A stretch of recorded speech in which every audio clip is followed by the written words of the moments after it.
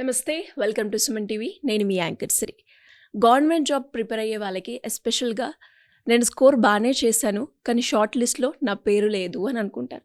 ఇది ఎందుకు జరుగుతుంది? దీని గురించే కంప్లీట్గా ఇన్ఫర్మేషన్ ఇవ్వడానికి మనతో పాటు శ్రీధర్ సీసీ నుంచి సుధీర్ గారు ఉన్నారు. అడిగి తెలుసుకునే ప్రయత్నం చేద్దాం. నమస్కారం సార్. నమస్కారం. సార్, ఒక్కసారి మనం ఎగ్జామ్ రాసాము అంటే ఎలా ఉంటుంది, ఎలా వస్తుంది అని అనుకుంటాం. అండ్ రాసిన తర్వాత కాన్ఫిడెంట్గా నేను బాగా రాశాను, నాకు స్కోర్ వస్తుంది అని అనుకుంటారు. కట్ చేస్తే షార్ట్ లిస్ట్లో పేరు ఉండదు. ఇది ఎందుకు జరుగుతుంది అంటారు సార్? శ్రీ గారు, మీకు ఇందులో 2 ఆస్పెక్ట్స్ కూడా ఉన్నాయండి. రెండోది కూడా ఉంది. మీరు ఒకటి చెప్పారు, ఎగ్జామ్ బాగా రాసాము అని అనుకుంటాము, కానీ ఫైనల్ లిస్ట్లో మన పేరు ఉండదు. ఒక్కొక్కసారి ఈసారి ఎగ్జామ్లో నేను ఎక్కువ క్వశ్చన్స్ ఆన్సర్ చేయలేదు, సో నాకు ఎక్కువ మార్కులు రాకపోవచ్చేమో, నాకు జాబ్ రాదు అని అనుకుంటాము, కానీ వాళ్ళ పేరు కూడా లిస్ట్లో ఉంటుంది. సో కట్ ఆఫ్ అనేది అన్ప్రెడిక్టబుల్. ఇది చాలా కేసెస్ మీద ఆధారపడి ఉంటుంది. అంటే ఒక పర్టికులర్ ఆస్పెక్ట్ మీద కాదు, మల్టిపుల్ ఆస్పెక్ట్స్ ఉన్నాయి. వీటి మీద చాలా స్టడీ చేయాలి మనము. ఎవరికైతే ఈ కట్ ఆఫ్ గురించి అవగాహన లేదో, దీనికి మేము శ్రీధర్ సీసీ తరపు నుంచి మేము ఒక ఫార్ములా ఒకటి సజెస్ట్ చేస్తాము. కట్ ఫార్ములా అనేది ఒకటి వెరీ ఇంపార్టెంట్. స్టూడెంట్స్ కాంపిటేటివ్ ఎగ్జామ్కి ప్రిపేర్ అవుతున్నటువంటి స్టూడెంట్స్ ఈ కట్ ఫార్ములాని వాడితే కనుక మంచి ఐడియా వస్తుంది. సో కట్లో సి అంటే control, what you can control, అది మనం కంట్రోల్ చేసుకోవాలి. యూ అంటే అండర్స్టాండ్ ద ప్యాటర్న్, ఏమేమి ప్యాటర్న్స్ని అర్థం చేసుకోవాలని నేను చెప్తాను. టీ అంటే target. So control, understand and target, ఈ ఫార్ములాని కనుక మనం బేస్ చేసుకొని ప్రిపరేషన్ స్టార్ట్ చేస్తే డెఫినెట్గా లాస్ట్ మినిట్ సర్ప్రైజెస్ అనేవి స్టూడెంట్కి రాకుండా ఉంటాయి.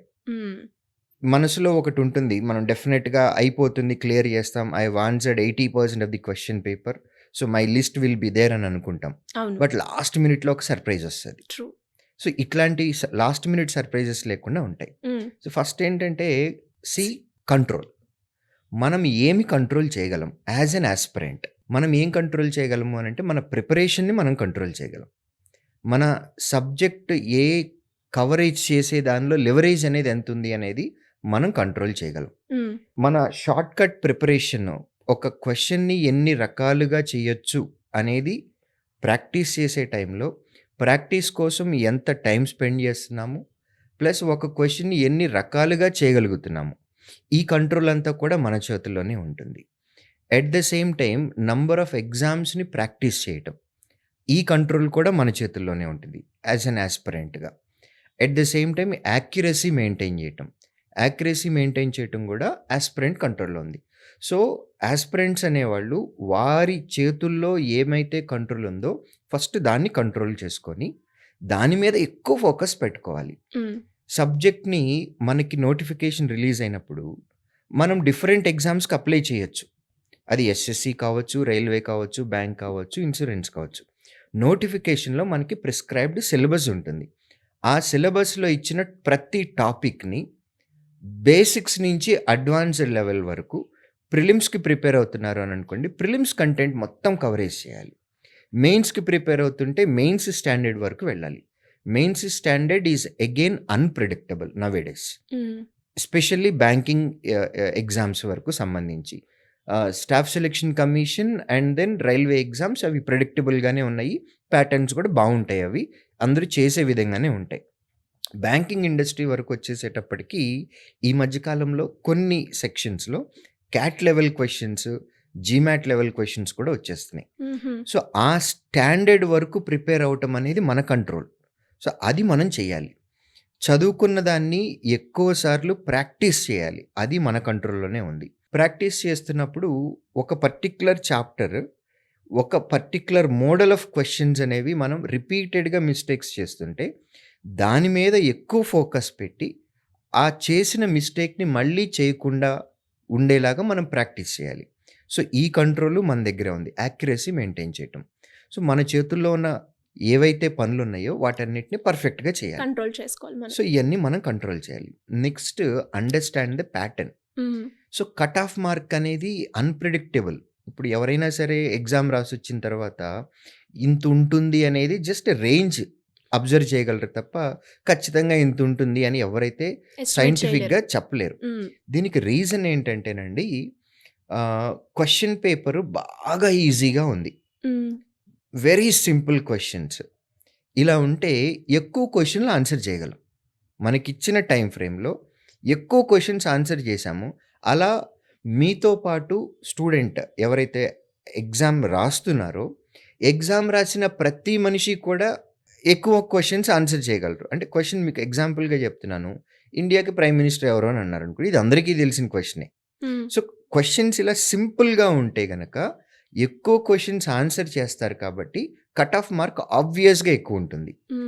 సో, యాస్పిరెంట్‌కి ఏంటి 100 క్వశ్చన్స్ నాకు ప్రిలిమ్స్ ఎగ్జామ్‌లో వచ్చినాయి. 80 క్వశ్చన్స్ నేను ఆన్సర్ చేశాను. నా నేమ్ గ్యారంటీగా లిస్ట్‌లో ఉంటుంది అని ఉంటుంది. అనుకుంటారు. అవును. ఫ్యాక్ట్ ఏంటి? ఈ 80 క్వశ్చన్స్ అందరూ రాశారు మనతో పాటు.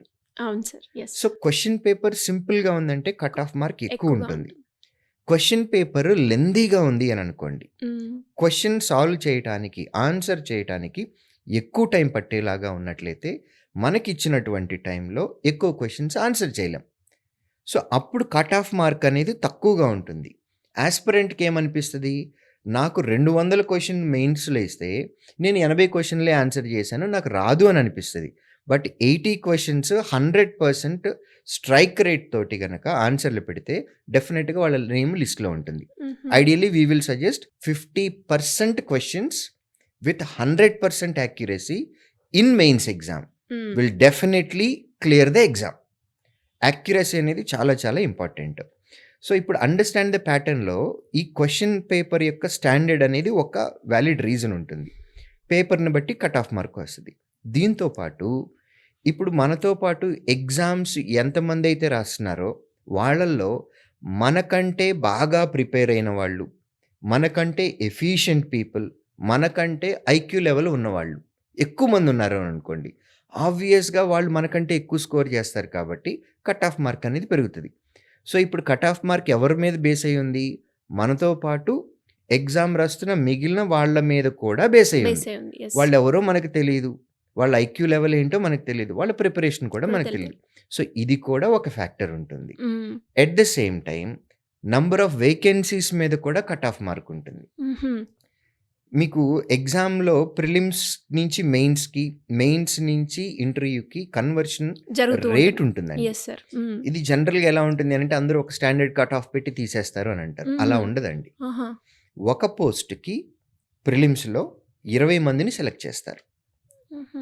అంటే నోటిఫికేషన్ అనేది 1000 పోస్టులకి వచ్చింది అని అనుకుంటే ప్రిలిమ్స్ నుంచి మెయిన్స్‌కి 20,000 మందిని తీస్తారు. సో, టాప్ 20,000 మెంబర్స్‌లో ఈ 20థ్ పొజిషన్‌లో ఎవరైతే వస్తారో అతనికొచ్చిన మార్కే కట్ ఆఫ్ మార్క్. ఇప్పుడు అదే నోటిఫికేషన్ 5,000 పోస్టులకి వచ్చింది అని అనుకోండి. హ్మ్. 5,000 ఇంటూ 20 అంటే 1,00,000 మందిని తీయాలి. సో, ఎగ్జామ్ రాసిన వాళ్ళలో 1,00,000 పొజిషన్‌లో ఎవరికైతే ఎంత మార్క్ వచ్చిందో ఆ మార్కే కట్ ఆఫ్ మార్క్. సో, హుహు. కట్ ఆఫ్ మార్క్ అనేది నంబర్ ఆఫ్ వేకెన్సీస్‌ని బట్టి కూడా డిపెండ్ అయి ఉంటుంది. తక్కువ వేకెన్సీస్ ఓకే. ఉంటే హ్మ్. కట్ ఆఫ్ ఎక్కువ ఉంటుంది. వేకెన్సీస్ ఎక్కువ ఉంటే కట్ ఆఫ్ తక్కువ ఉంటుంది. సో, వీటన్నిటిని ఇవంతా కూడా ఎగ్జామినేషన్‌లో వచ్చేటటువంటి కట్ ఆఫ్ మార్క్ యొక్క ప్యాటర్న్. ప్యాటర్న్. యెస్. వీటన్నిటి మీద డిపెండ్ అయ్యి ఉంది. సో, ఫస్ట్ మనం ఇది అర్థం చేసుకోవాలి. హ్మ్. తర్వాత టార్గెట్ పెట్టుకోవాలి. కట్‌లో టీ అంటే టార్గెట్. హ్మ్. యాస్పిరెంట్ ఎప్పుడు ఎగ్జామ్‌కి వెళ్ళేటప్పుడు ముందు గత 5 సంవత్సరాలుగా ఏ సేమ్ పరీక్ష వాళ్ళు ఏదైతే ఎగ్జామ్ రాస్తున్నారో అదే ఎగ్జామ్ లాస్ట్ 5 ఇయర్స్‌లో ఉన్నటువంటి కట్ ఆఫ్ మార్క్ ఎంతుందో ఐడెంటిఫై చేసుకోవాలి. క్లర్క్ లెవెల్ అని అనుకోండి బ్యాంకింగ్ ఇండస్ట్రీలో అవి స్టేట్ వైడ్‌గా అప్లై చేసేయి. ఆఫీసర్ పోస్టులు అయినట్లయితే గనక all India level. SSC staff selection commission కానివ్వండి, లేకపోతే రైల్వే ఎగ్జామ్స్ కానివ్వండి, అవేంటంటే ఆల్ ఇండియా లెవెల్. రైల్వేలో అయితేనేమో జోన్ వైస్‌గా ఉంటాయి. సికింద్రాబాద్ మనదొక జోన్. హ్మ్. South central railway. హ్మ్. మనం ఏ జోన్‌కి అప్లై చేశామో ఆ జోన్‌లో గత నోటిఫికేషన్స్ యొక్క కట్ ఆఫ్ మార్క్ ఎంతుంది? ఇది ఒక టెంటేటివ్ ఐడియా వస్తది మనకి. ప్యాటర్న్ ఎలా ఉందో తెలుస్తది. హ్మ్. అంతకు ముందు ఉన్నటువంటి కట్ ఆఫ్ మార్కుల యొక్క ట్రెండ్‌ని అబ్జర్వ్ చేసుకొని గతంలో వచ్చిన హైయెస్ట్ కట్ ఆఫ్ కంటే ఇంకొక 10 మార్కులు ఎక్కువ తెచ్చుకునేలాగా మనం టార్గెట్ పెట్టుకోవాలి. ఆ టార్గెట్‌ని పెట్టుకొని మన ప్రిపరేషన్ స్టార్ట్ చేయాలి. దానికి తగ్గట్టుగానే ఎగ్జామినేషన్ హాల్‌లో మనం ఆన్సర్‌లు మార్క్ చేసుకొని రావాలి. ఇలా చేసుకొని వచ్చినట్లయితే ఈ కట్ ఆఫ్ మార్క్ ఎక్కువ, తక్కువ, లాస్ట్ మినిట్ సర్ప్రైజెస్ ఇవన్నీ లేకుండా మెంటల్‌గా ప్రిపేర్ అయ్యి ఉంటాము. అట్ ద సేమ్ టైమ్ మంచి బెనిఫిట్స్ కూడా వస్తాయి. సో, ఇలా గనక ఫాలో అయినట్లయితే కాంపిటేటివ్ ఎగ్జామ్స్‌లో స్టూడెంట్స్‌కి మంచి బెనిఫిట్ అనేది జరుగుతుంది. Great sir. అండ్ చాలామందికి కూడా కట్ ఆఫ్‌లో మీరన్నట్టుగానే రకరకాల సినారియోస్ అయితే జరుగుతూ ఉంటుంది.